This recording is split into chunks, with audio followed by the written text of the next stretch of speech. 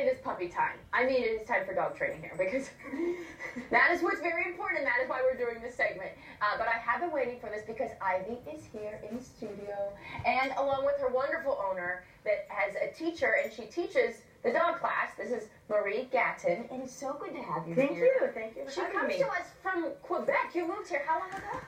18 years ago. And now you're a U.S. citizen? I am a U.S. citizen. I have an accent, but the dogs don't hear it. They don't hear it. They don't mind. They don't mind. Clearly they don't. They don't mind. What kind of dog is Ivy? She's a miniature Australian Labradoodle.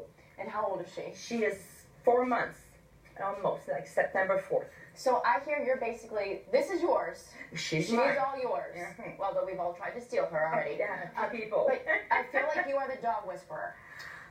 But you say you don't train. I could see that. But you say you don't train dogs, you train people. Correct. This is exactly it. People has a problem changing their behavior. And I feel like if you can relate with the people, they're going to change their behavior with the dogs.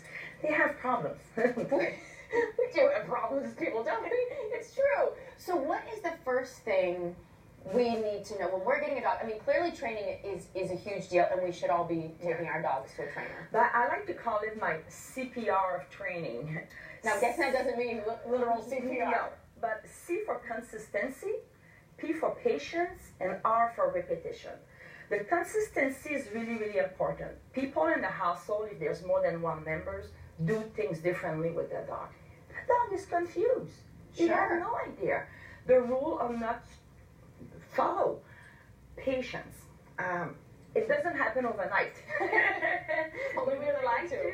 People think, oh, the dog is so cute, and wherever they got him, but it takes a lot of patience and repetition.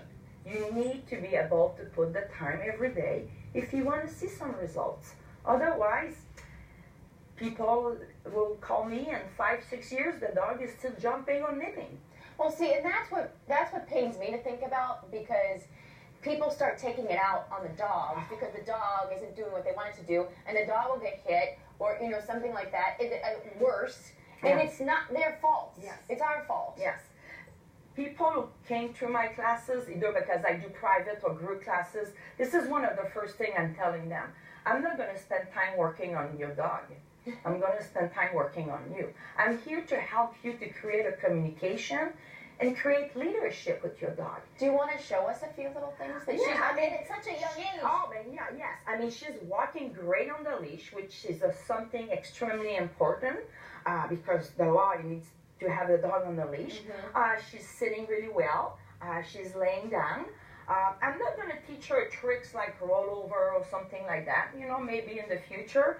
But right now what we're working more on is the nipping, the potty training, not jumping on people, so she's sitting. When I met her for the first time, she wagged her little tail, but she just walked over. Exactly. And her demeanor was so calm. And she's a puppy. Yeah, she's 4 months. That is wild. So what about potty training? I think that's one of the hardest things for people to do. What kind of tips would you throw out there just right now? Use a crate. It's the easiest and safest thing to potty train a dog. And dogs also, people don't supervise their dog enough. They think that, the dog just spent 10 minutes outside and the dog must have done his business. So now the dog come back in the house and the dog have a little accident.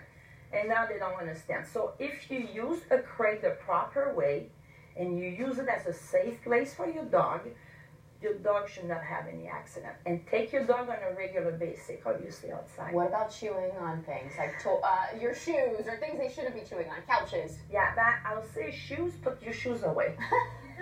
Again, training you. Put your shoes away. That's a very simple fact. Close the door. You won't have to ruin your shoes. Parents love when I go to their house because the kids now shut the door or clean their room. The toys are out. It's a win-win for everyone. So how can people come and take a wonderful class from you? I have a website, thedogclass.com. I do group classes in Rocky River, so they can go on my website and see all the upcoming dates and times.